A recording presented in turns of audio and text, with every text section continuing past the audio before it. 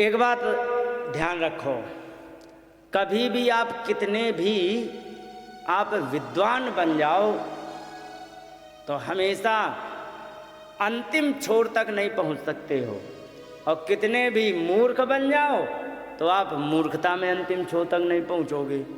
ठीक है। और यदि तुम्हारे पास कोई विद्या है, ठीक है, भगवान की दया है, ठीक है, भगवान की दया है, तो भगवान की दया समझ करके ही उसको धारण करना चाहिए।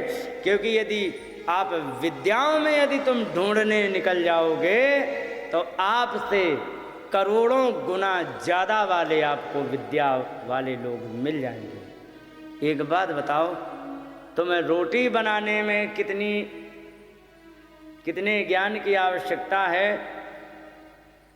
तो एक बात बताओ, जिसने चंद्रमा पर अपना मिशन भेज दिया है, जहाँ पर कोई वायर से कनेक्ट नहीं है, जहाँ पर किसी भी प्रकार से कनेक्शन नहीं है, तो जरा सोचो उनके अंदर कितनी विद्याएं होंगी, कितना गणित लगाया जाता होगा। समझ गए? कितनी गति से चलेगा, कितनी दूर जाना है, और किस तरीके से भेजना है, और किस समय लैंड करना है, ये उसी दिन डिसाइड करके सब कुछ बता दिया गया था। किस दिन? जिस दिन लॉन्च किया गया था। और बिल्कुल वही समय था कि नहीं था? जरा सोचो, 13 करोड़ किलोमीटर चला था, जबकि 3,84,000 किलोमीटर दूर जाना था उसे, और 13 करोड़ किलोमीटर गया था वो, क्योंकि पृथ्वी के 5-6 चक्कर लगाए थे। फिर एक जब दूर हो गया तब झटके देंगे। उनमें कितनी विद्या होगी? तो जरा सोचो, हम किसी गिनती में आए? किस बात का घमंड? ज्ञान एक वो समुद्र है कि जो घुस गया तो उसके कभी भी अंतिम छोर के लिए पैर जमीन पर पड़ते ही नहीं, वो डूबता ही रहता है और अंतिम छोर नहीं पा सकता है। समझ गए? लेकिन अब घमंड किसे होता है मालूम है? जो किनारे पे खड़ा है, जो भीतर घुसता ही नहीं। और जब घुसा नहीं है तो तुम क्या ज्ञान को जानोगे? और ज्ञान को जब जानोगे नहीं तो तुम उसके ज्ञान और ज्ञानी की क्या तुम कीमत समझोगे? समझ गए? ये चीज़ें होती हैं।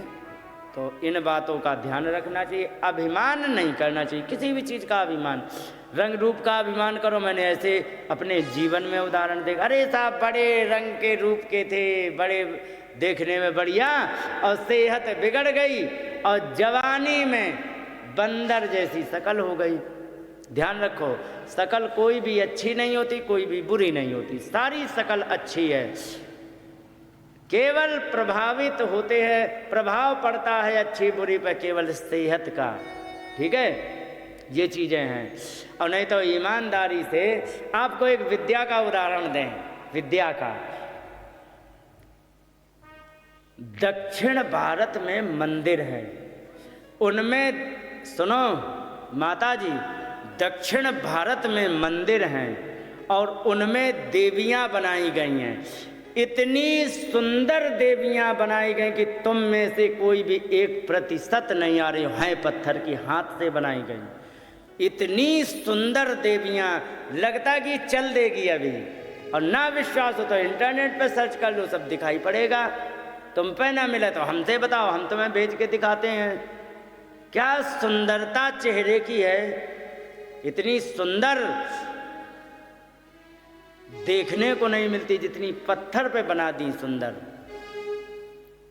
और सारे, और एक बात और बता दें, एक्सप्रेशन के साथ बनाए। अगर जो कोई स्त्री रो रही है तो रोता हुआ चेहरा दिखाई पड़ेगा कि रो रही है। प्रसन्न है तो प्रसन्नता दिखाई पड़ रही, गा रही है तो पता लग रहा कि ये गा रही है। चेहरे के एक्सप्रेशन भी वैसे ही आते हैं। आप चेहरे को देख के, जैसे मनुष्य के चेहरे को देख पे, ये पत्थर पे गढ़ दिया, जरा सोचो किस हद की कलाकारी थी। और ये आज की नहीं बनी है, कोई भी ऐसे मंदिर 1000 साल से पहले के पुराने हैं ही नहीं, उसके भी पीछे के हैं। जो सबसे लेटेस्ट मंदिर बना था वो 900 साल पहले बना था, और जो सबसे पुराने हैं तो 3-3 हजार साल पुराने चले गए। बड़े ही सुंदर मंदिर हैं। ऐसे ऐसे मंदिर बने हैं और वे मंदिर